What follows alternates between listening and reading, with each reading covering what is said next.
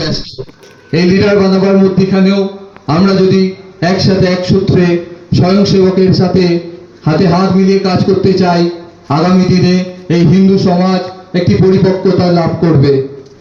আর বলে রাখি, এই হিন্দু জাগরণ মঞ্চ এটা কোনো রাজনৈতিক প্ল্যাটফর্ম নয়, এটি রাষ্ট্রীয় স্বয়ংসেবক সংঘের একটি আনুষঙ্গিক সংগঠন।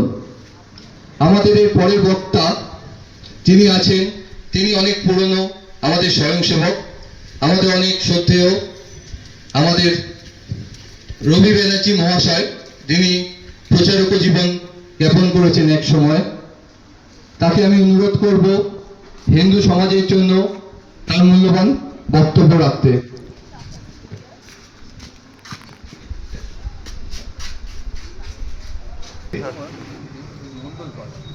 প্রথমেই মা দুর্গার অংশস্বরূপ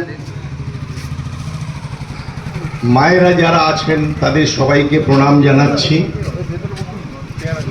তারপর রামকৃষ্ণ মিশনের স্বামীজিকে আমি আমার প্রণাম জানাচ্ছি।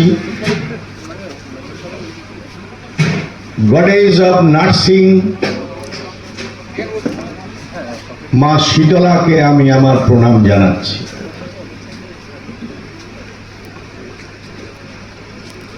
প্রথমে আমাদের জানতে হবে আমরা কারা।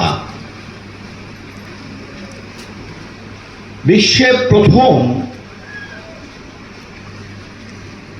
সিন্ধু নদের পারে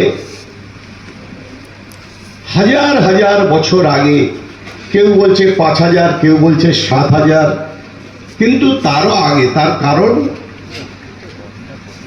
বর্তমানে কার্বন ডেটিং টেস্ট অনুসারে রামায়ণের বয়স 10,000 বছর, মহাভারতের বয়স 5000 বছর। সুতরাং সিন্ধু নদের পারে যে বিজ্ঞান ভিত্তিক